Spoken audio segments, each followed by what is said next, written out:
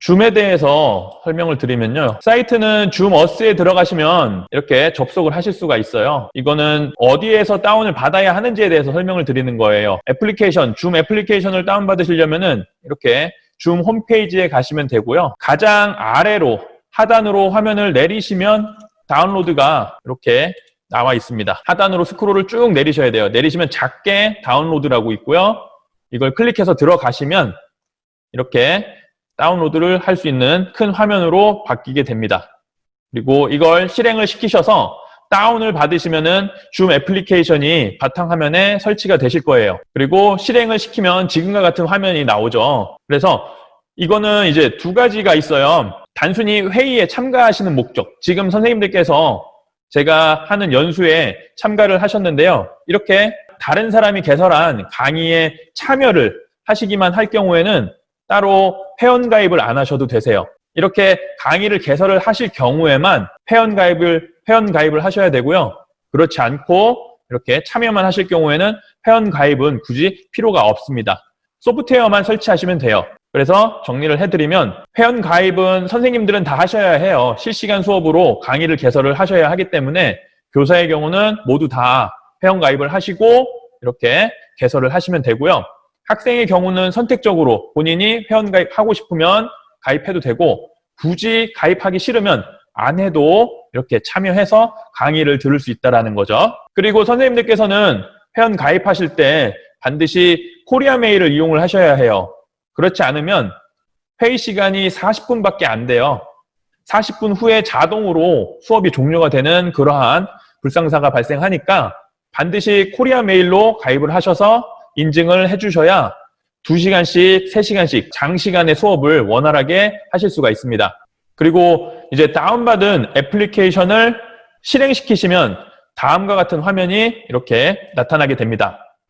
물론 로그인을 하셔야겠죠. 로그인을 하시면은 지금과 같은 이러한 화면이 나오게 되는데요. 지금 이렇게 줌 애플리케이션을 직접 실행시키시는 방법이 있고요. 또 다른 방법은 사이트에 직접 접속을 하셔서 실행시키시는 방법이 있어요. 그래서 회의를 개설하시는 방법은 총 2가지가 있다는 것을 기억을 해주시면 좋을 것 같아요. 하나는 컴퓨터에 설치하신 줌 애플리케이션을 이용해서 직접 실행시키시는 방법이고요. 또 다른 방법은 줌 사이트에 들어가셔서 실행시키시면은 마찬가지로 회의를 개설을 하실 수가 있어요. 그래서 이렇게 사이트에 접속을 하시면 로그인하는 부분이 있어요. 오른쪽 상단에 로그인이라고 되어 있는데요. 이 로그인을 클릭을 하셔서 접속을 하시면 회의를 사이트 내에서도 동일하게 개설을 하실 수가 있어요. 아니면은 지금처럼 줌 프로그램의 왼쪽에 보시면 여기에 회의라고 지금 되어 있거든요. 주황색 버튼 회의라고 지금 되어 있는데요. 이걸 이용해서도 선생님들께서 회의를 개설하실 수가 있어요. 그래서 사이트를 좀 한번 살펴보면요. 접속을 하시면 이러한 화면이 나오게 돼요. 이거는 지금 줌 사이트에서 접속을 했을 경우에요. 애플리케이션으로 실행시키시면은 이런 화면은 나오진 않아요. 그런데 가끔은 사이트에 들어가서 설정을 바꿔줘야 하는 경우도 있어서 이렇게 사이트도 이용을 하실 줄 아셔야 해요. 단순히 줌 프로그램만 이용을 하실 경우에는 특정 기능을 활성화시키거나 아니면은 이렇게 오프시키기에 어려운 그러한 문제점이 있기 때문에 이렇게 사이트에 접속해서 기능을 사용할 줄 아셔야 된다는 거. 그래서 줌 홈페이지에 처음 접속을 하시면 이렇게 화면과 같은 내용이 나오게 돼요. 여기에서 선생님들께서 이용을 하실 부분은 왼쪽에 보시면 여기에 프로필이라고 되어 있는 부분이 있어요. 프로필이라고 되어 있는 부분이 있는데요. 제가 펜을 이용을 해서 체크를 좀 해드릴게요. 왼쪽에 보시면은 다들 보이실 거예요. 여기에 프로필이라고 지금 되어 있는 부분 있죠. 이 부분이 이제 선생님들이 주로 사용하실 메뉴예요. 여기 프로필, 회의, 웨비나, 기록, 설정 이렇게 있는데요. 여기 있는 걸 다 쓰지는 않으세요. 여기서 제일 중요한 거는 설정 부분이에요. 설정. 다른 건 그다지 필요가 없으세요. 대부분 다 줌 애플리케이션에서 다 지원을 해줘요. 먼저 프로필 먼저 설명을 드릴게요. 사이트 구조도 이해를 하고 계셔야 해요. 나중에 줌 애플리케이션을 이용을 하시다가 보면은 가끔 설정을 변경을 해야 하는 부분들이 필요한데 그때 애플리케이션에서 안 되는 그러한 부분들이 있기 때문에 홈페이지에서의 구성도 좀 이해를 해 두시는 게 줌을 좀 더 정확하게 이용을 하실 수가 있어요. 예, 여기에 보시면 제일 처음에는 프로필 메뉴예요. 이거는 내 계정에 들어가면 이 메인 사이트가 뜨고요. 사이트에서 로그인 하셔도 이 사이트가 자동으로 이렇게 뜨게 설정이 되어 있어요. 그래서 여기에 보시면은 지금 프로필에 들어가시면은 개인 아이디를 확인하실 수가 있어요. 오늘 접속하실 때 제 개인 아이디를 알려드렸는데요. 팔자로 이렇게 시작되는 아이디죠. 이 아이디는 관리를 좀 잘 하셔야 돼요. 이 아이디를 알고 있으면은 뭐 이렇게 많은 사람들이 접속을 할 수가 있어요. 그런데 이제 최근에 줌에서 업데이트를 하면서 비밀번호를 설정할 수 있게 되어 있어요. 무조건 반드시 비밀번호를 입력을 해야 하는데요. 예전에는 이 아이디만 알고 있어도 회의실에 참여가 가능했던 그러한 때가 있는데 지금은 보안 문제로 인해서 비밀번호를 반드시 입력하도록 되어 있고 혹은 회의를 개설한 분이 초대한 메시지를 클릭해야지만 이렇게 접속이 가능하게 변경이 되었어요. 그래서 여기에 보시면은 개인 아이디 확인 가능하시고요. 밑에 초대장 여기서 바로 복사 가능하세요. 그런데 지금 여기에 있는 개인 회의 아이디는 줌 애플리케이션에서도 똑같이 다 확인이 가능하세요. 그래서 이 부분에서는 이런 게 있다 정도고 그냥 잊으셔도 사용하시는데 아무런 문제가 없으세요. 그래서 이 부분에서는 이렇게 개인 아이디라든지 그 다음에 아이디 외에 초대장을 통해서도 회의에 접속을 하실 수가 있는데요. 초대장 주소를 보실 때 이곳에 오시면 확인이 가능하세요. 뒤에 노란색으로 칠한 건 혹시나 제 강의안이 뭐 다른 곳으로 이렇게 이동이 됐을 때 누군가 제3자가 보고 접속을 할까봐 해서 이렇게 노란색으로 칠을 해놨는데요. 기본적으로는 이 노란색이 보여요.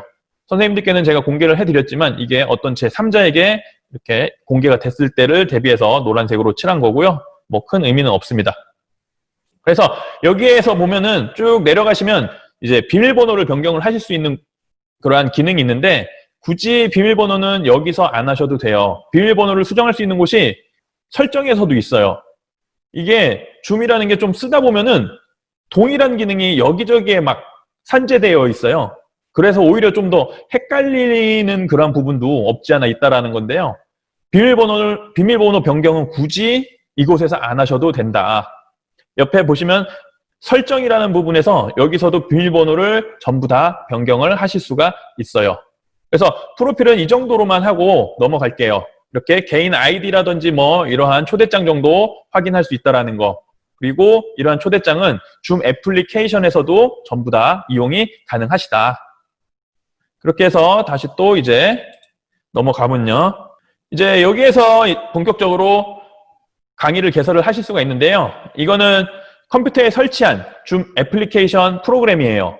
줌 애플리케이션 프로그램에서 새 회의를 누르시면은 회의가 개설이 되시는데요. 지금 제가 방금 전에 이 설정이라는 부분은 정말 엄청나게 많은 그러한 기능들이 담겨져 있어요. 지금 보시면은 이제 줌 해가지고 설정 페이지인데요. 굉장히 길어요.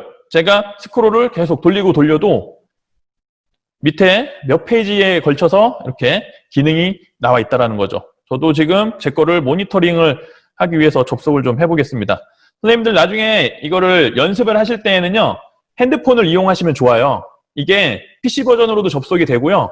핸드폰으로도 동시에 접속이 돼요. 그래서 저는 처음에 연습할 때 이걸로 항상 모니터링을 하면서 했어요. 여기 화면이 제대로 떴는지 공유한 게 어떻게 잘 나오는지 이런 거를 동시에 이렇게 확인하시면서 하시면은 훨씬 더 편하게 이용을 하실 수가 있어요. 그래서 지금 저 같은 경우 여기 보이실지 모르겠는데 핸드폰으로 지금 줌에 접속을 한 거예요.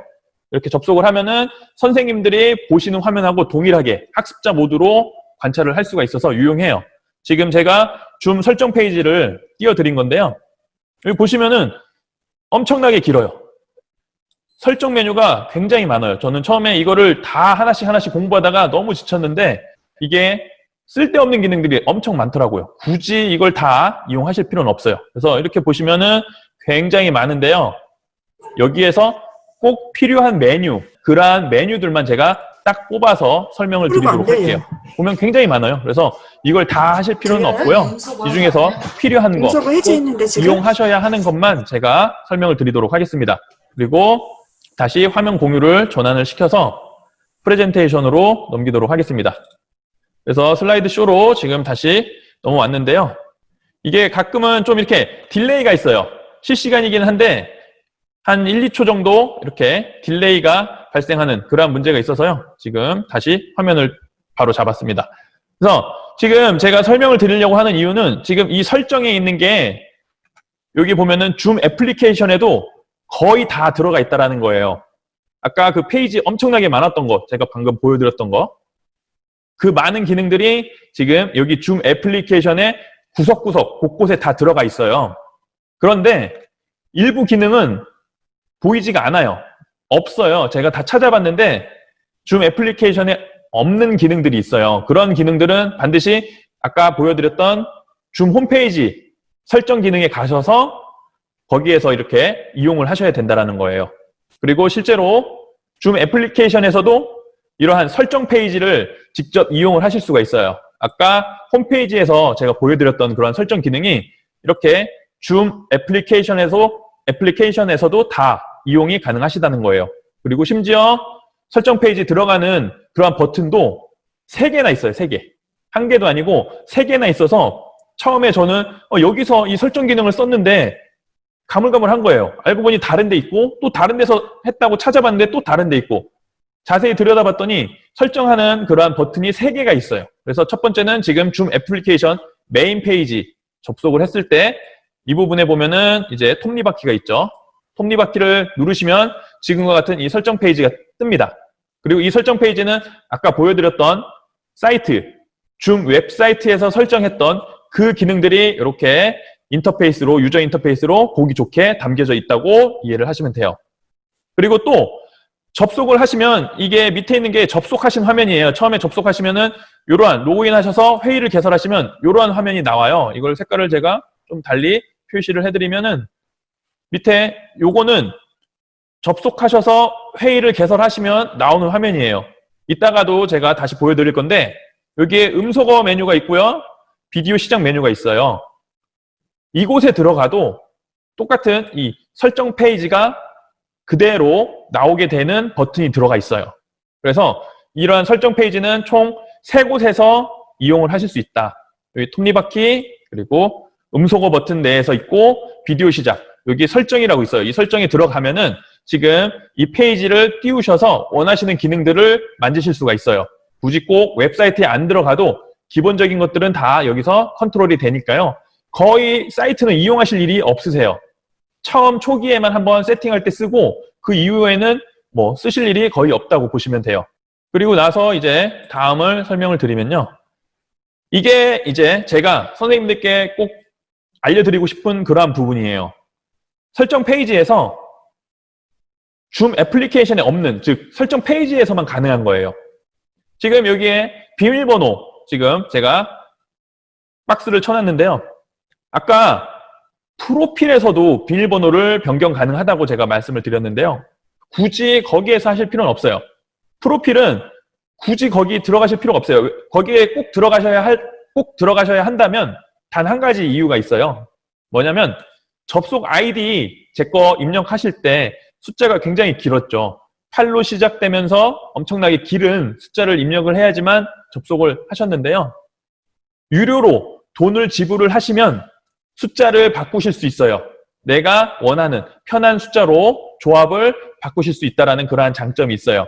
그래서 유료 기능을 쓰실 때만 여기에 프로필 이용을 하실 수가 있고요. 그 다음 또 하나 저기에 보면 웨비나라고 있는데요. 이 웨비나도 마찬가지예요. 이 웨비나도 여기에 있는 지금 제가 웨비나 그냥 지나쳤는데요. 이 웨비나는 유료에서 이용 가능한 기능이에요. 유료에서 좀 더 많은 사람들과 소통을 할 때 쓰는 유료 기능이고요. 이 회의는 굳이 안 한 이유는 줌 애플리케이션을 이용을 하시면 이 회의는 동일하게 전부 다 이용하시기 때문에 굳이 이 회의에 대해서는 설명을 안 드렸어요. 이 회의에 들어가면은 세팅하는 게 있어요. 개인 강의에 대한 환경을 세팅하는 게 있는데 줌 애플리케이션에서도 모든 게 환경 설정이 다 가능해요. 웹에서도 설정할 수 있게 해놨고 줌 애플리케이션에서도 설정할 수 있게 해놓았다라고 이해하시면 돼요. 그래서 비밀번호는 이곳에서 설정 페이지에서 바꾸시면 된다고 이해를 하시면 좋을 것 같아요. 그 다음에 이제 채팅 옵션이에요. 채팅 옵션인데 여기에서 이제 채팅을 허용합니다. 허용하지 않겠습니다. 여기에서 한 번만 활성화해 주시면 돼요. 물론 채팅을 원하지 않으시는 분은 여기에서 채팅 기능을 끄시고서 이렇게 하셔도 문제는 없으세요. 참가자가 채팅을 저장하지 못하도록 이거는 이제 채팅한 내용들을 줌에서는 다 백업을 받을 수 있게 해놨어요. 지금 화면 영상 강의를 녹화하실 수도 있고요. 채팅을 백업을 하실 수도 있어요. 그래서 이때 채팅 기능 여기서 활성화하시면은 이렇게 수업 시간에 학생들하고 질문을 하면 답을 받으실 수 있어요. 그리고 채팅 기능을 활성화시켜야 하는 이유는 이따가도 제가 사용을 할 건데요.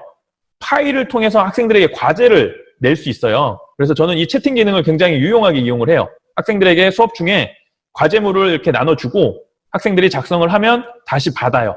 받아서 그걸 가지고 평가를 하고 피드백하고 이제 생활기록부에 작성을 하는 그러한 형태로 운영을 하고 있어요. 그리고 이제 또 다음으로 이제 넘어가면요. 파일 전송. 이거는 밑에서 제가 채팅창에서 파일을 전송할 수 있게 해주는 그러한 기능이에요. 이것도 여기서 반드시 ON을 시켜주셔야 학생들하고 이렇게 수업 자료를 주고받으실 수 있어요. 그래서 지금 여기 있는 거는 기본적으로 처음 접속하셔서 반드시 확인하셔서 켜져 있는지를 체크를 좀 해주세요. 그 다음에 대기실이에요. 이 대기실은 지금 여기에 보면 참가자 메뉴에서 대기실은 활성화 시킬 수도 있고 이렇게 비활성화 시킬 수도 있는데요. 처음에 하실 때 그냥 여기에서 활성화 시켜 놓으시면 편하다는 거죠. 이 대기실은 용도가 뭐냐면 처음에 이제 누군가가 접속을 해요. 그러면은 바로 제 강의실로 입장하는 게 아니고 대기실에 먼저 이렇게 들어가게 돼요. 그러면 대기실에 이렇게 누가 참가했다고 이렇게 쭉 리스트가 보여요. 거기에서 이제 내 수업에 들어와야 하는 학생이 아닌 경우에는 저희가 강의실에 참여를 안 시킬 수가 있어요. 그래서 수업을 들어야 하는 학생들만 선택적으로 입장을 시킬 수가 있어요. 지금 오늘은 제가 일부러 이 대기실을 꺼놨어요. 왜냐면 선생님들께서 이렇게 들어오셔야 되는데 제가 대기실을 활성화 시켜 놓으면 선생님들께서 회의실로 바로 못 들어오고 대기실에서 이렇게 기다리셔야 돼요. 그러면 제가 일일이 수작업으로 이분 참여 이렇게 번거롭게 바꿔줘야 되는데 오늘 어차피 오시는 분들이 선생님들이시기 때문에 제가 일부러 대기실은 종료를 시켜놓고 비활성화 시켜놓고 바로 강의실로 들어올 수 있게 해놔서 지금 접속하신 분들이 대부분이 다 바로 이렇게 강의를 들으실 수 있는 그러한 환경으로 되어 있어요. 일찍 오신 분들은 제가 대기실이 켜져 있어서 한 7분 정도는 대기실에 계시다가 제가 입장을 시켜서 들어오셨는데 그 이후에는 지금 대기실을 꺼놓은 상태라서 자유롭게 드나드실 수 있는 그러한 환경인데요. 학생들하고 하실 때에는 이게 아이들이 꼭 그런 애들이 있어요. 내 수업이 아닌데 이 줌 회의실에 들어와요. 그래서 엉뚱한 반 아이들이 이렇게 듣는 경우도 있는데 그런 경우를 예방하시고자 하신다면은 대기실을 활성화 시켜놓고 내 수업을 듣는 아이들만 이렇게 클릭을 해서 들어오게 하고 아닌 아이는 대기실에 그냥 머무르게 하면은 자기가 수업 시간이 됐는데도 입장이 안 되네 하면 알아서 이렇게 나가서 본인 수업으로 옮겨가더라고요. 그 다음에 이제 여기까지 해서 제가 형성평가를 한번 보도록 하겠습니다. 이 줌 기능을 좀 선생님들께서 경험을 하실 수 있게 하기 위해서 형성평가를 준비를 했는데요. 제가 지금 이제 선생님들께 파일을 보내드립니다. 파일을 보내드릴 건데요. 형성평가 문제지를 푸셔서 저한테 보내주셔야 돼요. 파일 보내기로 형성평가를 보내드리겠습니다. 형성평가. 지금 제가 파일을 보냈는데요. PC로 접속하셔야지만 파일이 다운이 가능하세요. 혹시나 폰으로 접속하신 분은 파일 다운로드가 안 되세요. 지금부터 이 문제를 한번 풀어주세요. 한글 파일 열어서 문제를 풀으시고 거기에 보시면 채팅창에 지금 채팅창 보시면은 제가 형성평가 보낸 게 있어요. 이 형성평가를 지금 다운받으셔서 문제를 한 번씩 풀어보세요. 줌에는 이런 기능이 있다는 걸 지금 알려드리기 위해서 제가 보내드린 거예요. 파일로 형성평가를 지금 풀으셔서 저한테 보내주세요. 선생님들도 다시 저한테 역으로 보내실 수가 있어요. 지금 강은진 선생님이 저한테 보내주셨어요. 이렇게 해서 학생들하고 형성평가를 통해서 혹은 여기에 어떠한 서답형이라든지 뭔가 이렇게 문답형 문제를 질문을 해서 받으시면 훨씬 더 나중에 이제 정신 없으실 때 피해서 뭔가 이렇게 확인을 하실 수가 있어요. 그래서 이런 식으로 이제 다운받아서 파일 열기 하면은 확인도 되고요. 수업이 끝나신 후에 열어보기 하셔도 돼요. 그래서 지금 선생님께서 저한테 이렇게 보내주시고 계세요. 그래서 이거를 이용을 하시면은 선생님들께서 언제든지 이렇게 아이들하고 실시간 피드백을 주고 받으실 수가 있다라는 거죠. 다음 연수를 위해서 답안은 여기까지 하고 이렇게 해서 학생들에게 파일을 받아서 채점하시고 이걸 이제 생활기록부에 작성을 하시면 괜찮을 것 같아요. 그래서 이런 식으로 저는 수업을 운영을 하고 있어요. 이러한 것들을 좀 이제 안내해 드리려고 이렇게 연수를 개설을 한 목적도 있고요. 그래서 이제 작성하신 거는 굳이 이제 더 이상 이제 보내주지 않으셔도 괜찮으세요. 지금 많은 분들이 보내주고 계신데요. 이제는 그만 보내주셔도 괜찮을 것 같습니다. 그리고 이제 다시 이제 수업으로 돌아가도록 할게요. 예, 이렇게 해서 이제 형성평가를 이런 식으로 이렇게 이용을 하시면 되고요. 지금부터는 이제 줌 애플리케이션에 대해서 설명을 드릴 거예요. 지금 여기 화면에 지금 나와 있는 게 줌 애플리케이션이에요. 이게 이제 웹사이트에서 접속을 하시는 게 아니고 얘는 실제로 선생님들께서 프로그램을 설치를 하셔서 실행시켰을 때 나오는 화면이에요. 로그인 하시면은 지금과 같은 화면이 나옵니다. 지금과 같은 화면이 나오는데요. 여기 하단에 보면 메뉴가 굉장히 여러 가지가 있어요. 지금 음소거, 비디오 시작, 보안, 참가자, 채팅, 화면 공유, 그리고 기록, 소회의실 이런 식으로 이렇게 지금 나와 있는데요. 이 메뉴들을 제가 하나씩 다 설명을 드리도록 할게요. 처음에 로그인 하시면은 지금과 같은 화면이 나옵니다. 지금과 같은 화면이 나오고요. 그 다음에 이제 밑에 선생님들께서 음소거 버튼을 통해서 선생님들의 마이크를 활성화시키실 수도 있고요. 비활성화시키실 수도 있어요. 그래서 여기에 보시면은 이제 이렇게 마이크를 어떤 걸 선택하겠는지 이게 음소거 메뉴예요. 그래서 여기 오디오 설정 아까 제가 설명드렸죠. 처음에 설명을 드렸는데요. 여기 이 오디오 설정을 클릭을 하시면 아까 그 환경 설정 페이지로 넘어가요. 그리고 그 페이지는 아까 웹사이트에 있던 설정들이 거의 대부분이 다 담겨져 있다고 보시면 돼요. 그리고 이제 이렇게 해서 오디오 설정 페이지에 대해서 설명을 드렸고요. 그 다음에 이제 비디오예요. 비디오도 마찬가지로 클릭을 하시면은 이렇게 여기서 비디오를 활성화 시키실 수도 있고요. 비디오를 끄실 수도 있어요. 그런데 이게 재밌는 게 뭐냐면요. 아까 그 설정 페이지 있잖아요. 줌 웹사이트에 가면은 처음 강의 시작했을 때 마이크를 켠 상태로 접속을 하게끔 하겠냐. 그리고 비디오, 카메라를 켜고 시작할 수 있게 하겠냐. 아니면 끄고 시작하겠냐. 이러한 메뉴가 있는데요. 거기에서 켜도 줌 애플리케이션에서 끄면 꺼져요. 반대로 거기에서 비활성화 시키셨어도 요 줌 애플리케이션에서 활성화 시키면 자동으로 활성화돼요. 그러니까 제가 아까 굳이 거기에서 설명을 안 드린 이유는 여기에서 모든 게 다 돼요. 처음에 회의 개설하실 때 거기 강의 개설하기에 탭을 눌러보시면은 이 비디오를 처음부터 켠 상태로 시작하실 건가요? 아니면 끄고 시작하실 건가요? 그 메뉴 탭이 다 있어요. 그냥 여기서 강의 개설하시기만 하면 그건 여기에서 모든 게 다 컨트롤이 다 가능하니까요. 굳이 웹사이트에서 그거 클릭하시면서 테스트하실 필요 없으세요. 그래서 여기에 보시면 비디오 시작이라고 되어 있는데요. 여기에 이제 메뉴가 하나 이제 특이한 메뉴가 하나 있어요. 기억을 해두시면 좋은 메뉴가 뭐냐면요. 요 가상 배경 선택이에요. 가상 배경 선택이라고 이게 있는데 얘는 아까 그곳에서 지금 뭔가 슬라이드가 한 2개가 한 번에 넘어가는 느낌인데요. 가상 배경이라고 해서 아까 그 설정 페이지에 있어요. 설정 페이지에 들어가시면은 가상 배경 옵션을 활성화시키겠습니까? 비활성화시키겠습니까? 있어요. 거기에서 웹사이트에서 이거를 오프를 시키시면요. 여기에 이 한 줄 메뉴가 아예 사라져요. 이 메뉴는 반드시 아까 그 사이트에서만 켜고 끄고가 가능하세요. 이거 처음에 저는 몰라가지고 이 프로그램을 엄청 뒤졌어요. 분명히 내가 이 가상 배경을 썼는데 이게 유료 버전으로 바뀌었나? 하고 이렇게 헷갈렸던 그러한 상황들이 있었는데요. 그게 아니고 그 설정 페이지에 가셔서 얘를 활성화 시키시면은 지금처럼 이렇게 가상 배경이라는 이 메뉴가 나와요. 거기서 오프 시키면 이 메뉴가 아예 사라져요. 아예 사라져서 여기서는 체크가 불가능해져요. 그리고 이 가상 배경 메뉴는 크로마키 다들 아시죠?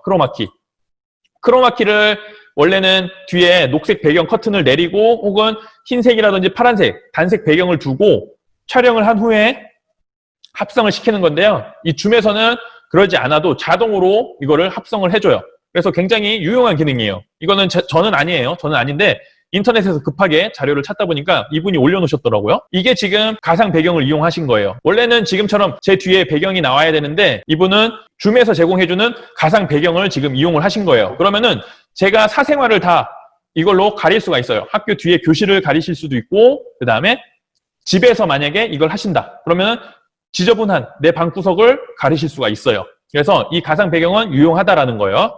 그리고 이 배경은 선생님들이 사진을 다운받으셔서 언제든지 변경도 가능하세요. 그래서 가상 배경은 이런 거다라는 거를 알아두시면 좋을 것 같아요.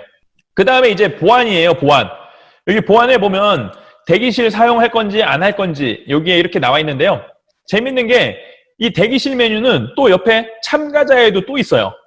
이 줌이 좀 이렇게 어떻게 보면 뭐 편의를 위해서 해놓은 것 같기도 한데 이게 헷갈려요. 이쪽에 있었는데 이쪽에 있었는데 지금 이 대기실만 해도 여기 보안에도 대기실 사용 메뉴가 있죠. 옆에 참가자 다음 슬라이드에 나오는 여기 참가자에도 대기실 사용 체크 해제가 있어요. 그리고 아까 웹페이지에도 요 대기실 사용 온오프가 있었잖아요. 그렇죠? 이게 어떤 걸 보면 막 여기저기에 막 다 있는 그런 메뉴들이 있어요. 근데 아까 옆에서 제가 보여드렸던 가상 배경 화면은 이거는 반드시 웹사이트에만 있다라는 거죠. 그래서 이거를 잘 체크를 하셔서 헷갈리지 않으셔야 돼요. 이거를 안 헷갈리시는 데까지는 좀 익숙해져야 되더라고요. 그게 조금 많이 불편한 점 중에 하나예요. 이게 너무 여기저기 있으니까 엉뚱한 데 들어가서 찾기도 하고 그렇게 된다라는 거. 그래서 여기 보안에 보시면 대기실 온오프 가능하시고요. 지금 채팅 온오프 가능하고요. 그다음에 화면 공유도 여기서 다 이렇게 허용하고 안 허용하고 이런 게 다 여기 있어요. 그래서 처음에 아까 페이지에서 한번 켜놓으면은 굳이 여기서 안 건드려도 되는데 뭐 끄시고 싶으시면 이렇게 끄셔도 돼요. 대부분의 기능은 여기에 다 있어요. 다 여기에 대부분 다 담아져 있다라는 거예요. 그래서 보안은 이러한 메뉴를 우리가 이용할 때 쓰는 거고요. 그 다음에 지금 이제 참가자. 제가 지금 이 참가자 메뉴를 클릭을 하면 현재 여기에 접속하신 분들, 선생님들의 현황이 다 나오게 돼요. 그래서 선생님들께서 몇 분이 접속하셨나 하면은 지금 40분께서 연수를 참여하셔서 지금 듣고 계세요.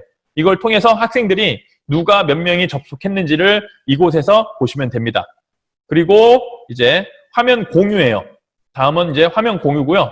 지금 채팅이 먼저 나왔네요. 여기 채팅이 먼저 나왔는데 지금 여기 채팅 메뉴에서 아까 채팅이 파일이 어디 있는지 모르시겠다고 하셨던 선생님 계신데요. 여기 채팅 메뉴에 가시면 여기에 오른쪽에 파일이라고 있어요. 지금 빨간색으로 동그라미 쳐놨는데요.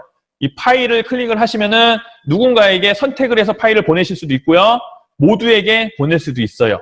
그래서 평가를 이게 학생들이 노출이 안 돼야 하는 그런 평가라면은 선생님을 클릭을 해서 파일을 보내라고 해야 하고요. 그렇지 않고 누구나 다 봐도 되는 그러한 거라면은 그냥 모두에게 전송하기 눌러서 전송을 해도 됩니다. 그래서 이렇게 이곳에서 파일을 선택을 하시면 되세요. 그리고 이제 다음으로 또 넘어가면요. 이게 이제 화면 공유예요. 화면 공유는 프로그램별로 공유가 가능해요. 지금 제가 선생님들께는 PPT 슬라이드 쇼를 공유를 해드린 거고요. 다른 화면 얼마든지 공유가 가능해요. 변경 가능한데 변경하는 동안 기다리셔야 되겠죠. 제가 지금 다른 화면을 한번 변경을 해서 공유를 하면 이런 화면이 떠요. 지금 선생님들 화면에 여러 가지가 이렇게 창이 쭉 떠 있죠. 이게 지금 그 화면 공유 버튼을 누르면 이런 식으로 화면이 노출이 됩니다. 그래서 여기서 원하는 화면을 하나를 선생님께서 선택을 하시면 그 화면이 학생들에게 이제 전송이 돼요. 저 같은 경우는 지금 이 PPT 화면을 선생님들께 전송을 하고 제가 여기에 펜 툴을 이용을 해서 지금 이렇게 필기를 하고 있는 거죠. 그래서 이런 식으로 원하시는 화면을 이렇게 하나씩 클릭을 하셔서 학생들에게 공유가 가능하다. 그러니까 뭐 PPT 슬라이드를 공유하셔도 되고요. 중간에 한글 문서를 공유하시고 싶으시면 한글을 실행시키시고 한글로 옮겨서 이 프로그램을 다시 화면 공유를 하시면 학생들이 한글로 화면이 전환이 돼요. 단 2개 화면을 동시에 이렇게 보여주는 것도 그러니까 듀얼 모니터처럼은 안 돼요. 듀얼 모니터처럼은 안 되고 대신 이제 폭에서 A 프로그램 위에 B 프로그램을 폭에서 이렇게 간혹 띄우는 거는 이제 가능하더라고요. 근데 듀얼 모니터처럼 하는 거는 안 되고요. 이 중에서 하나 클릭하면 하나가 크게 뜨고 여기서 이제 뭐 서로 포개져 있는 화면이 있어요. 그런 경우는 이렇게 화면에서 클릭을 하면 2개가 이제 그러니까 인터넷 창 같은 경우 인터넷 웹브라우저 같은 경우는 이렇게 창을 저희가 뭐 하나 크롬, 하나는 인터넷 익스플로러를 작게 해서 두 개를 한 화면에 띄우면 그런 경우는 이제 두 개가 나오고요. 보통 일반적으로 큰 화면을 공유할 때는 하나씩만 공유가 된다라는 거예요. 그리고 이제 또 다음으로 넘어오면은 여기에 이제 기록이라는 게 있어요. 기록은 뭐냐면 지금 이 강의를 녹화하시는 기능이에요. 지금 저는 이 강의를 녹화를 하고 있어요. 강의를 녹화하는 이유는 이 강의를 이용을 해서 저희 학교 선생님들께서 연수를 다시 또 들으셔야 해요. 이제 실시간을 준비를 해야 하는데 선생님들께서 이제 시간이 여의치 않으신 거예요. 오늘 연수가 또 퇴근 후 시간이잖아요. 그리고 특정 요일로 이렇게 정해지다 보니까 선생님들께서 성남교육청에서 연수 신청하러 왔는데 부득이하게 연수를 신청을 못 하시더라고요. 그래서 지금 이 강의를 녹화를 하고 있고 비공개로 저희 학교 선생님들께 제가 제공을 하기 위해서 지금 녹화를 하고 있어요. 그리고 선생님들 그 강의 영상 제작하실 때 녹화 영상 많이들 만드시죠? 저는 강의 영상 만들 때 줌을 이용을 하기도 해요. PPT보다 파워포인트로 이용해서 제작도 가능한데 저는 줌을 이용을 하는데요. 줌을 이용하면은 좀 더 이렇게 뭐 한 가지 도구만 쓰면 되니까 편리한 점이 이렇게 있더라고요. 그리고 뭐 이게 이제 인코딩 하는 데에 있어서 시간이 얼마나 걸리는지 줌은 표시를 해줘요. 그런데 파워포인트에서 녹음하면은 이게 1시간 강의가 나중에 다시 동영상 파일로 저장을 할 때 시간이 좀 오래 걸리는데 얼마큼 남았는지 이게 안 보이더라고요. 줌은 이제 몇 분 후면은 인코딩이 끝납니다. 이런 게 다 나와서 저는 줌으로 강의를 만들고 그 파일을 유튜브에 올리고 EBS 온라인 클래스로 끌어와서 사용을 해요. 그래서 줌으로도 선생님들 PPT 강의를 PPT처럼 녹화 강의가 가능해요. 그냥 슬라이드 띄워놓고 여기에서 제 마이크로 목소리 녹음하고 강의실에 아무도 없는 상황에서 녹음 버튼 누르시고 작성하시면은 녹화 강의를 쉽게 간편하게 완성하실 수가 있어요. 그리고 실시간 강의 마찬가지로 지금처럼 녹음이 가능하다라는 거죠. 녹화해서 다시 또 이제 결석한 학생들을 위해서 뭐 부득이하게 뭐 아프다든지 아니면은 뭐 코로나로 격리가 된 학생들 이런 경우 이제 실시간 수업에 못 들어왔을 때 이런 경우 다시 온라인을 통해서 뭐 강의를 들을 수 있게 해주는 거죠.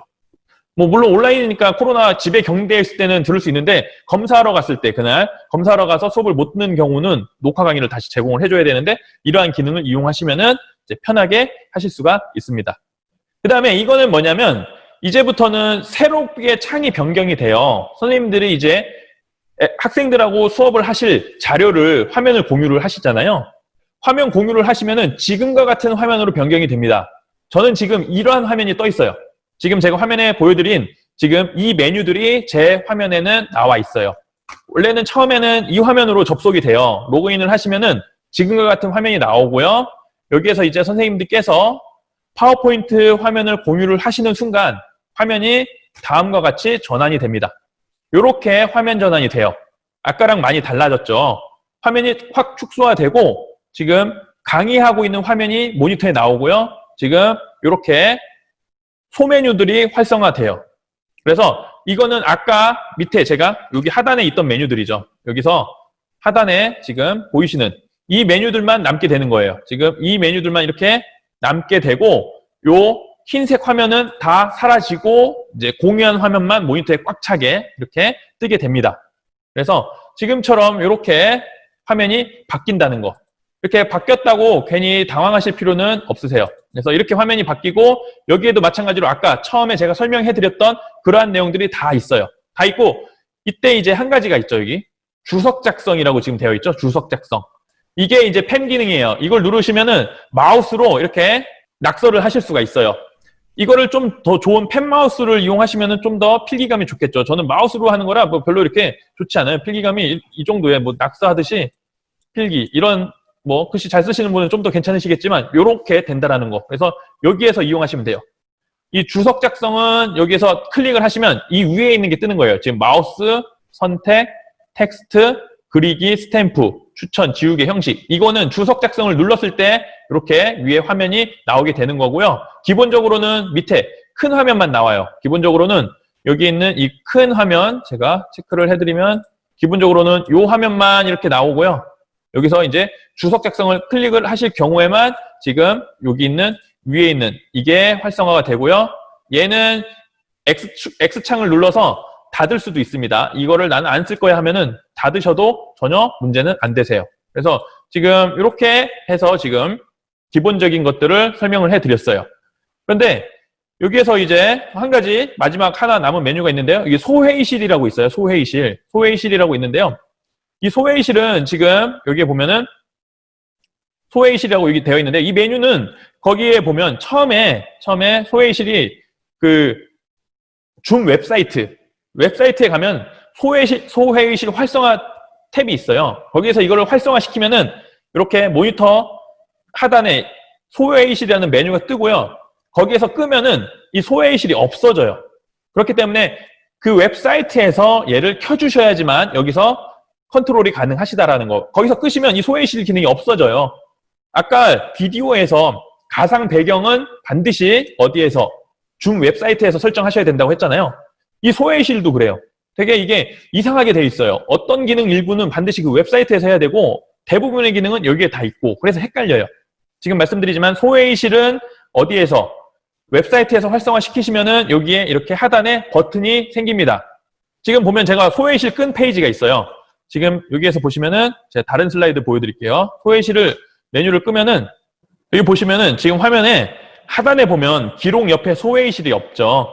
여기에 보시면은 아까와 달리 여기에 소회의실이 없어요. 지금 이 부분에 소회의실이 아까 있었는데 지금 여기 없어졌잖아요. 이게 그 웹사이트에서 소회의실을 활성화시켜야지만 여기에 소회의실이 생겨요. 이 소회의실은 뭐냐면 학생들끼리 모둠 활동할 때 이용하실 수 있는 유용한 기능이에요. 그래서 잠시 후에 이 소회의실 기능을 또 선생님들끼리 같이 사용을 해볼 거예요. 그래서 이렇게 소회의실 기능이 있다라는 거. 이렇게 해서 소회의실을 선생님들께서 메뉴를 활성화 시키셔야지만 소회의실이 화면에 보인다라는 거. 그래서 이 소회의실 반드시 이렇게 활성화를 시켜놓고 줌 애플리케이션을 이용을 하세요. 그래서 여기 보면은 참가자 0명을 다음에 할당이라고 되어 있잖아요. 그래서 회의실을 이제 지금은 참가자가 제가 혼자 했기 때문에 0명인데요. 지금은 40분이 계시잖아요. 회의실을 20개 만들면 한 회의실에 2명씩 배정이 돼요. 뭐 원하시면은 한 방에 5명, 한 방에 3명 이렇게 해도 돼요. 근데 기본적으로 N등분해서 줌에서 자동으로 배치를 시켜줘요. 그리고 원하시면 수동으로도 배치가 가능해요. 그래서 여기 보면은 선택 메뉴가 있잖아요. 여기에 보시면은 자동으로 할 거냐 혹은 수동으로 할 거냐 이렇게 지금 있어요. 수동으로 하면 선생님이 일일이 학생 한 명 한 명 몇 번 방에다가 이렇게 배정을 해주셔야 되고요. 자동으로 하면 그냥 알아서 여기서 그냥 쭉 방에다 넣어줘요. 그래서 잠시 후에 이 소회의실을 이용을 해볼 건데요. 이용을 해보시면은 아 이런 거구나 라고 아실 수가 있어요. 그리고 이제 다음으로 또 넘어가도록 하겠습니다. 이게 이제 소회의실 화면이에요. 소회의실을 제가 4개를 만들면 이렇게 1번, 2번, 3번, 4번 회의실 만들어지고요.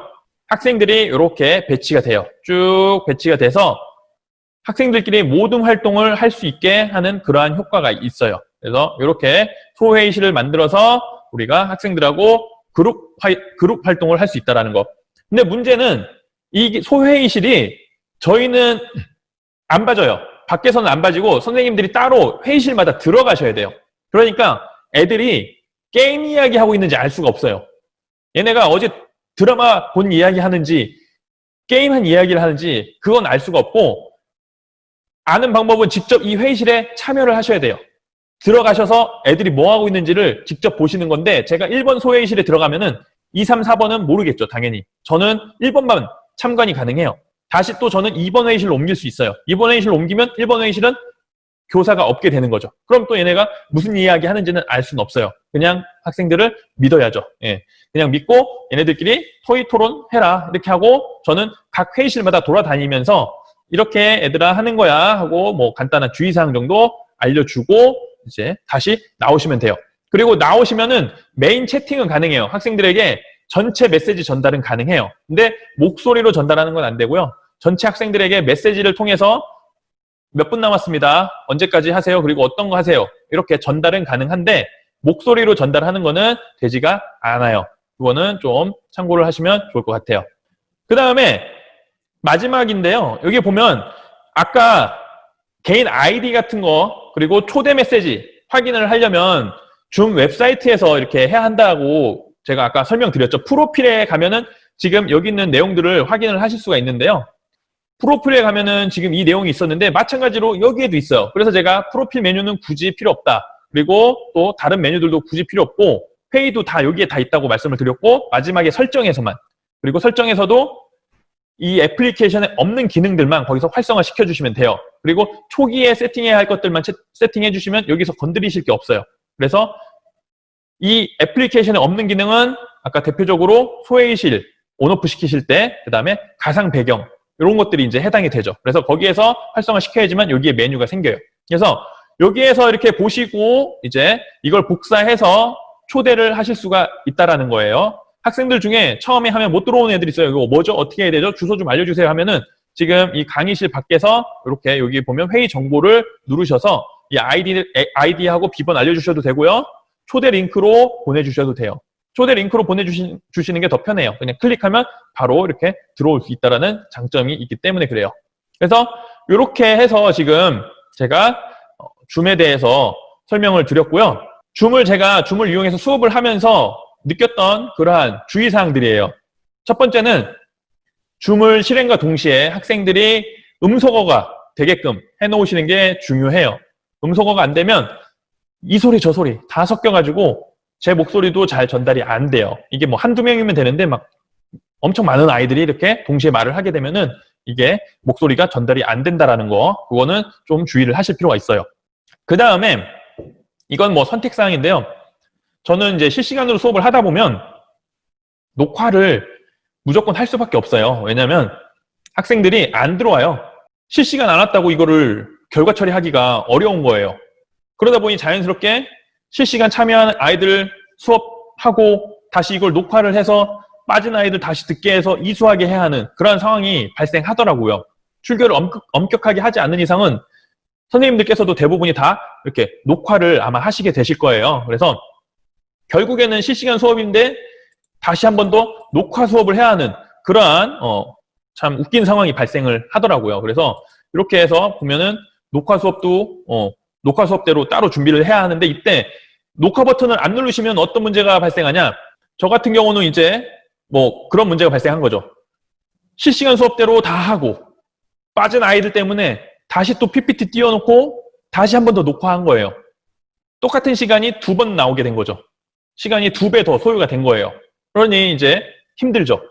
굉장히 의욕 상실에 빠지세요. 이게 힘들게 1시간, 2시간 실시간 강의했는데 녹화 버튼 안 눌러가지고 다시 그 아이를 위해서 PPT를 띄워놓고 다시 혼자 셀프 녹화해서 다시 올려야 된다라고 하면은 정말 좀 안타깝죠. 그래서 저는 항상 이 쌍방향 수업 시작 전에 이거 항상 메모해서 꽂아놔요. 이렇게 녹화 버튼 꼭 누르자 이렇게 해서 여기 웹캠 앞에다 이렇게 꽂아놓고 이거를 버튼 누르고 이걸 빼고 이제 강의를 시작을 해요. 그래서 아까도 선생님들 오시기 전에 이거를 모니터에 붙여놨다가 버튼 누르고 이걸 떼고 지금 강의를 시작을 한 거예요. 그래서 이 부분은 좀 이렇게 선생님들께서 유의를 하실 필요가 있어요. 이게 녹화 버튼 안 눌러놓으면 정말 나중에 가서 맥 빠지세요.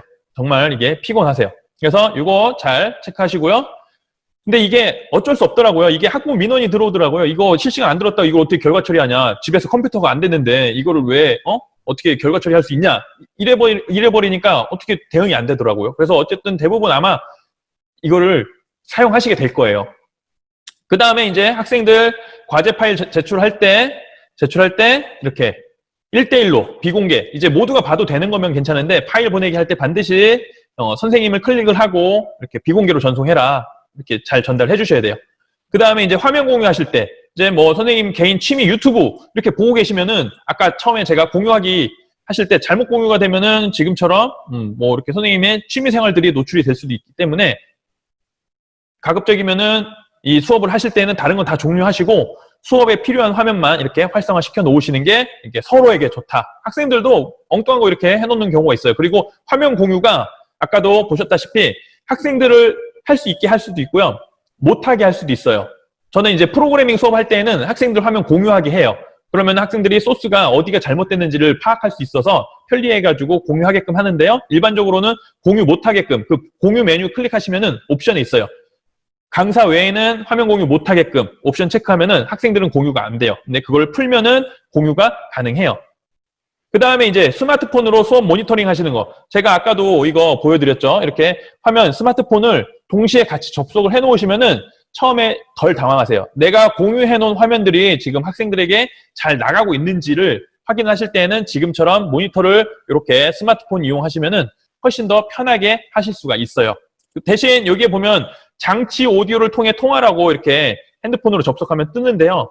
이걸 클릭을 하면 내 소리가 핸드폰에서도 나와가지고 하울링 현상이 발생을 해요. 그러니까 여기서는 화면 모니터링만, 그리고 만약에 소리가 잘 나오는지를 체크하시고 싶으시면 학생들하고 수업이 시작되시기 전에 여기서 회의를 참여하신 후에 멀리 다른 교실로 가셔서 여기서 장치 오디오 그러니까 장치 오디오를 통해 통화하기 눌러서 소리가 잘 나오는지 점검하시고 다시 여기서 소리를 끄시고 핸드폰을 컴퓨터 앞에 놓고 모니터링 하시면서 수업을 하시면 도움이 많이 되세요.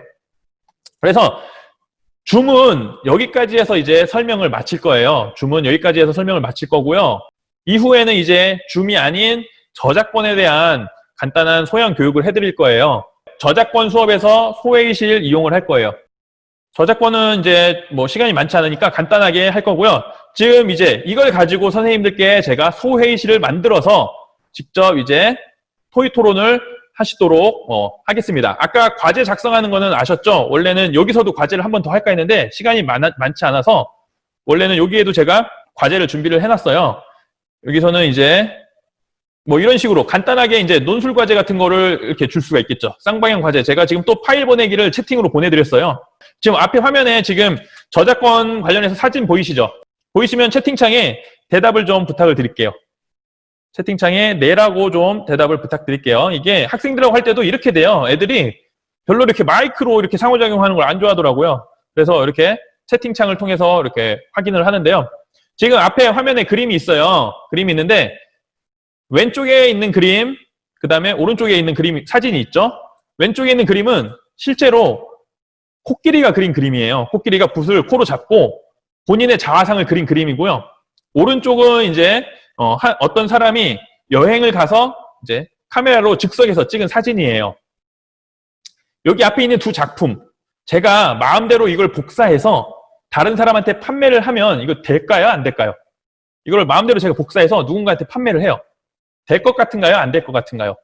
이거에 대해서 이제 선생님들께서 토의를 하시고 다시 나오셔서 이제 답변을 해주시면 됩니다. 제가 이제 소회의실을 만들어 드릴 거예요. 소회의실을 만들어 드릴 건데 소회의실이 처음에는 아까 제가 화면 공유하면은 화면이 작게 막대기로 바뀐다고 했잖아요. 그 막대기로 바뀐 거에서 점점점이 되어 있는 부분이 있어요. 점점점 되어 있는 거를 클릭을 하면 거기에 나와요. 따로 아이콘으로는 없어요. 화면이 축소됐을 때 아이콘은 없고 화면을 공유하기 이전에 큰 화면에서만 소회의실이 보이고요. 화면을 축소하면은 점점점이 있다라는 거. 이거 괜히 또 다른 데서 찾으시면 안 돼요. 이게 참 웃겨요. 예. 그래서 소회의실을 제가 이제 만들어 드리도록 하겠습니다. 소회의실을 만들고 지금 참가자가 35분이 계세요. 그러면은 제가 회의실을 여기에 회의실당 한 3분 정도로 제가 만들어 드릴게요. 그러면은 서로 뭐 간단하게 뭐 인사하시고 이 주제에 대해서 좀 토의를 해주시면 됩니다. 제가 이제 회의실을 만들겠습니다. 이제 초대장이 갔을 겁니다. 그걸 클릭하시면은 회의실로 이동이 가능하세요. 그러면은 저는 모니터링이 됩니다. 어떤 분이 회의실에 들어가셨는지 안 들어가셨는지 여기 다 떠요. 회의실로 이제 이동을 해주시면 됩니다. 이제 회의실로 이동 부탁드립니다. 회의실로 이동해 주세요. 네, 선생님 지금 어떻게 잘 진행되시나요? 소회의실에서는 마이크로다가 회의를 하시면 더 좋을 거예요. 네, 소회의실에서는 마이크도 켜시고 캠도 켜셔서 이렇게 의논하시면 편하실 거예요. 이런 식으로 된다라는 것만 인지하시면 되세요. 그래서 저는 지금 1번 방에 들어온 거예요. 1번 방에 이제 학생들이 2명 있으면 저는 이렇게 1번 방에 들어가서 학생들하고 이렇게 너네들 뭘 해야 된다 이렇게 안내를 해주고 다시 이제 또 저는 나갈 수가 있어요. 나가서 이제 다른 방으로 이동을 할게요. 소회의실 들어왔다 나왔다 하면은 마이크가 자동으로 음소거가 돼요. 그래서 이거 항상 켜주셔야 되는데 지금 이제 소회의실이 지금처럼 학생들 모든 별로 이렇게 나눠놓고 그러니까 주제별로 이렇게 토의토론 활동하게 하고 다시 메인으로 와서 이렇게 발표를 하게끔 하면 돼요. 그래서 지금 이제 선생님들께서 방금 간접적으로 소회의실 기능을 체험을 하셨는데요. 이 중에서 그러면 간단히 선생님 한 분만 발표를 좀 할게요. 네네. 네, 선생님께서는 지금 제가 이거를 마음대로 막 복사해서 판매를 하면 될 것 같아요? 안 될 것 같아요? 안 될 것 같은데요. 왜 안 된다고 생각하세요? 일단은 저희 얼굴이 일단 나오고요. 야, 이 네, 앞에 있는 내용은요. 사진, 예, 앞에 사진이요. 이 앞에 코끼리요. 예, 코끼리랑 이 풍경 사진. 예. 풍경 사진이요. 그러니까 마음대로 복사해서 예. 막 팔아요. 될까요? 안 될까요? 일단 안 될 것 같은데요. 안 될 것 같으시죠? 예. 예. 예. 그 이유는 코끼리 그림이 코끼리가 그렸다 할지라도 예. 이거를 실질적으로 등록을 하거나 하고 관리를 하는 사람이 있을 것 같아요. 예. 예. 네네. 만약에 그렇다고 한다면 그분께 권리가 있으니까 예. 예, 그럴 것 같고, 그 예. 다음에 배경사진도 찍은 사람이 자기가 프리하게 내놓지 않는 이상은 예. 분명히 자기의 저작이 있는 거잖아요. 예. 예. 네, 그리고 교육적인 목적에 의해서 한다 할지라도, 예. 예, 조금 뭔가 이렇게 있을 것 같아요. 아, 그쵸. 예, 네. 지금 오답을 굉장히 친절히 잘 설명해 주셨어요. 오답이요. 예, 이게 지금 보호가 될 것 같죠? 근데 네. 실제로 저작권법에서는 보호를 안 해줘요. 일단 저작권법으로 보호가 되려면은 저작물이어야 해요. 저작물이라는 거는 뭐냐면 인간이 만들어야 돼요. 사람이 만들고 사상과 감정, 즉 어떠한 창작성이 들어가야지만 그걸 보호를 해줘요. 그런데 지금같이 이런 그림, 동물이 그린 그림은 저작물이 아니기 때문에 저작권법으로 보호를 못 받아요. 그렇기 때문에 누구나 그냥 막 복사해서 판매를 해도 법으로 처벌을 받지 않아요. 그 다음에 옆에 오른쪽에 있는 사진. 선생님들 여행 가시면은 스마트폰 꺼내서 즉석으로 사진 많이 촬영하시잖아요. 네네. 이러한 사진들은 단순히 내가 어디 여행을 갔다 왔다라는 사실을 전달하는 사진들이에요. 작품 사진이 아니라는 거죠. 그래서 이런 사진들은 저작권으로 보호를 받지 못해요. 창작성이 없다라는 이유로 저작물이 아니에요. 만약에 이러한 사진들이 저작물로 인정이 돼서 저작권법으로 보호가 되면 어떠한 일이 발생할까 생각해 보셨어요? 만약에 이게 저작권법으로 보호가 되면요. 선생님들 여행 가셔서 사진을 못 찍으세요. 찍고 SNS에 올리시는 순간 저작권 침해예요. 내가 여행을 갔는데 누가 먼저 그곳에 여행을 가서 찍어서 SNS, 페이스북 이런 데 올렸어요. 그러면 다음 여행자는 와서 사진을 찍으면 그냥 내 핸드폰에 혼자만 두고 봐야 돼요. SNS에 못 올려요. 저작권 침해가 되는 거예요. 그리고 식당에 가시면 음식 사진 많이 찍으시잖아요. 아, 나 오늘 이 식당에서 이거 먹었어 찍고 SNS에 올리시잖아요. 이 사진도 마찬가지예요. 저작물로 인정이 안 돼요. 만약에 인정이 되면 개업한 식당에 내가 먼저 가서 사진 찍고 SNS 빨리 올리면 다음 손님부터는 사진을 찍고 공유를 못 해요. 그럼 인스타그램은 다 저작권 침해하는 사람들밖에 없는 거예요. 하지만 저작물 인정이 안 되기 때문에 그렇게 누구나 다 일상생활 즉석에서 찍고 업로드가 가능하다라는 거죠. 그래서 저작권이라는 거는 이렇게 저작물을 보호하는데 저작물은 사람이 만들어야 되고 창작성이 있어야 된다. 오른쪽 사진처럼 사람이 만들었지만 단순히 창작성 없이 그냥 즉흥적으로 찍은 사진들은 인정이 안 되고요. 여기에 좀 인정이 되려면은 카메라 앵글부터 좀 다르게 해야 하고 필터 넣고 그다음에 조리개값 바꾸고 해서 좀 굉장히 누가 봐도 이건 찍기 어렵겠다라는 그런 느낌의 사진을 찍어야지만 보호를 받을 수 있다라는 거예요. 그 다음에 이제 학교에서 영화 틀어주는 거 괜찮을까요? 안 될까요? 선생님들 이거 괜찮을까요? 안 될까요? 영화 틀어주는 거 이거는 지금 이제 시간이 얼마 안 남았으니까 제가 빨리빨리 설명을 드릴게요. 학교에서 영화는 틀어주셔도 괜찮아요. 틀어주셔도 아무런 문제가 없습니다. 저작권법에는 29조에 보면 돈을 안 받고 학교에서는 틀어줘도 되게 되어 있어요. 그런데 저작권위원회에서는 가능하면 영화 틀어주셔도 되는데 합법적으로 구매한 걸 좀 틀어주셔라 이거죠. 불법을 틀어주시는 거는 학교에서도 안 돼요. 애들 어떻게 틀어주세요 보통? USB 외장 하드에 막 영화 100편 담아가지고 온 거를 TV에 연결해서 그 중에 하나 클릭해가지고 틀어주시잖아요. 그런 경우는 저작권 침해예요. 아무리 학교에서 영화를 틀어줄 수 있어도 그런 경우는 저작권 침해가 발생합니다. 정품 영화 DVD를 구매를 하셔서 틀어주셔야 된다는 거. 그럴 때는 틀어주셔도 됩니다. 그렇지 않은 경우는 문제가 발생합니다. 그래서 녹화 수업에 가요. 이건 이제 음악이에요. 내 녹화 수업에 뭐 배경음악을 넣어서 애들 좀 뭐 실습 시간에 아니면 뭐 논술 시간에 노래를 들으면서 해라 이렇게 하고 싶으시잖아요. 원칙적으로는 음악을 다 넣는 것도 한 곡을 불법 복제하시게 되는 거예요. 그런데 예외적인 경우가 하나 있어요. 유튜브에는 가능하세요. 내가 배경음악을 넣고 수업을 녹화하셨어요. 근데 이거를 어디 뭐 네이버 카페 같은 데 올리시면은 저작권 침해가 되는데 유튜브에 올리시는 건 침해가 아니에요. 왜냐면 한국저작권위원회하고 유튜브하고 협약을 맺었어요. 음원을 유튜브 내에서는 사용하게끔 하자. 대신 광고 수익을 다 저작권자에게 돌려주는 조건으로 이렇게 협약을 맺었기 때문에 유튜브 내에서는 선생님들이 음원을 다 복제해서 내 강의 안에 전부 다 복제해서 넣고 유튜브에 올리시는 거는 괜찮으세요. 대신 유튜브에 올리면 처음에 저작권이 침해되었습니다라고 이렇게 안내 메시지는 뜨는데 그 채널을 이용하고 아이들에게 수업하는 데는 아무 문제 없어요. 그 영상이 뭐 날아간다든지 그런 거는 없습니다. 그래서 유튜브에서는 음원을 이용해서 자유롭게 하실 수 있는데 단 한국음악저작권협회에 등록이 된 노래여야 해요. 아마추어 음악 작곡가가 했어요. 근데 한국음악저작권협회에 등록을 안 했어요. 그런 사람이 이거 삭제해달라고 하면 영상이 삭제돼요. 그래서 좀 유명한 대중가요 같은 경우들만 위주로 해서 이렇게 이용하실 수가 있어요. 근데 이용 안 하시는 게 가장 바람직하긴 하죠. 유튜브 라이브러리라고 있어요. 거기에는 저작권 상관없이 자유롭게 쓸 수 있는 음악들이 굉장히 많이 있거든요. 거기에서 다운받아 쓰시는 게 훨씬 더 안전하신 그러한 길이세요. 이렇게 해서 제가 이제 저작권까지 이제 강의를 다 해드렸는데요. 간단하게 질문 뭐 일부만 좀 받으면은 될 것 같아요. 혹시 저작권 관련해서 궁금하신 거 있으신가요? 지금 이제 6시가 다 됐네요, 벌써. 예, 이렇게 해서 연수는 이 정도로 마무리하는 걸로 하고요. 뭐 이렇게 어쨌든 오늘 1시간 반, 90분 정도 연수를 진행을 했는데 좀 이렇게 도움이 많이 되셨으면 좋겠고요. 연수는 여기서 마치는 걸로 하고요. 퇴근하시고 다들 바쁘실 텐데 귀한 시간 내서 연수 참석해 주셔서 감사드리고 나중에 또 기회 되시면은 다시 또 뵙도록 하겠습니다. 예, 감사합니다.